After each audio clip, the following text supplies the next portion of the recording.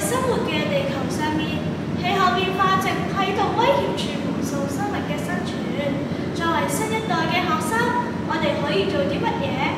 今日讓我哋一齊走入自然保育小先鋒嘅世界啦！大家好，歡迎收睇今日嘅校園電視台節目《自然保育小先鋒》，我係你哋嘅主持人丁德賢。我係羅正熙，今日好開心可以邀請到4位來自自然保育小先鋒計劃嘅成員，歡迎大家。大家好。首先，我想問下大家，呢個自然保育小先鋒嘅計劃係咩嚟㗎？呢個係香港海洋公園保育基金舉辦嘅一個環境教育計劃，從2021年開始，為期5年，由榴蓮紅慈善基金贊助嘅。呢個活動每年都會招募300名小四到小嘅學生，通過專題研習同埋實地勘察，了解氣候變化對於生態嘅影響，同埋學習點樣保護大自然。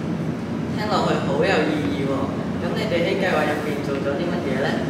我哋就參加咗好多活動啦，譬如話專題研習同埋參觀海洋公園，亦都進行咗針對如何保育海洋生態嘅專題研習。呢個活動裏面最令我深刻嘅就係6月25號，我哋去海洋公園嘅威威劇場，向其他學校展示我哋嘅研究成果，感覺就好似成為一名小小嘅保育大使。我哋今日嘅專題研習嘅目的就係保育海洋世界。移出嘅影響就係令到海洋生物嘅數量下降，而長期影響就係令到植物鏈崩壞。首先，我講解下解決過度捕撈問題嘅方法，分為限源。我哋一齊為保護海洋出一分力，一齊努力保護海洋啦！翻嚟之後，我哋都喺學校設置咗啲環保嘅攤位，用遊戲嘅方式向低年班同學介紹保護海洋嘅重要性，大家都玩得好開心。喺你哋嘅研究當中，有提出一個好嚴重嘅問題：海洋污染。咁究竟咩係海洋污染呢？海洋污染即係指海洋人類產生活動之後產生嘅有害物質進入海洋，破壞咗海洋嘅生態系統。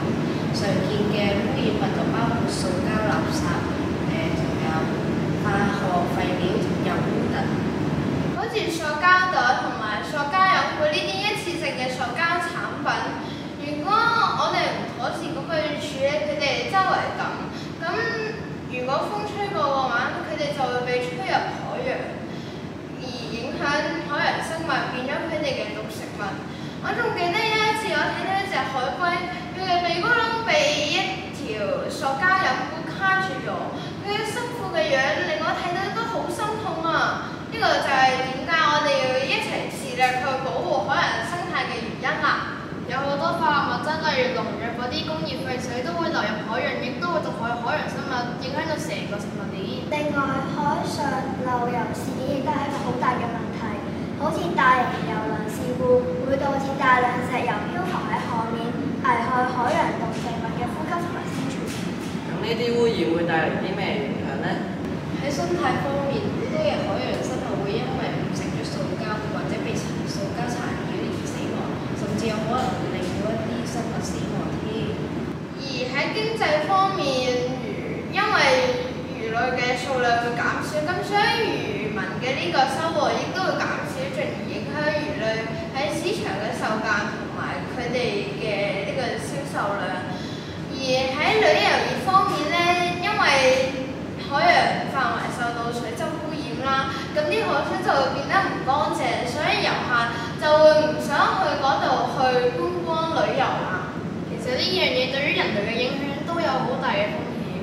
如果我哋食嘅海產含有微塑膠或者重金屬，可能會直接影響我哋嘅身體健康。咁我哋應該點樣保護海洋呢？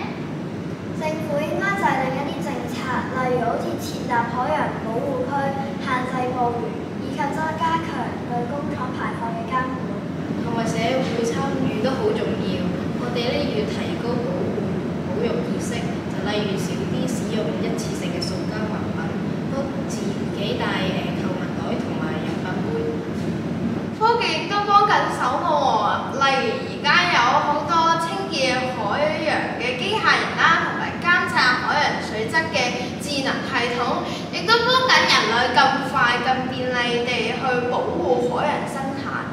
以咧，我哋只要每個人都出一分力咧，就可以令海洋變得更加乾淨、更加健康。除咗知識上面嘅增長，你哋喺過程入邊有啲咩新嘅體會呢？我哋就學識咗要珍惜資源、關愛社會，同埋要明白咗保護海洋生物對於未來嘅重要性。我哋仲發現世界上邊各個國家同埋地區都喺度互相咁影響住，所以氣候變化唔係單一個國家或者地區嘅問題，而係成個地球都要面對嘅一個嚴峻挑戰。所以咧，我哋希望大家咧都可以認同環境保育嘅價值，一齊加入行動，為地球出一分力。多謝4位同學咁精彩嘅分享。透過呢個自然保育小先鋒嘅計劃，我哋咧可以睇到一班年輕嘅保育小英雄喺度成長緊。如果你都想成為保育小先鋒，咁就而家開始珍惜資源，減少浪費，愛護大自然啦！讓我哋一齊守護地球，創造更美好嘅明天。今集節目就去到呢度，多謝大家收睇。我哋下次再見啦，拜拜拜。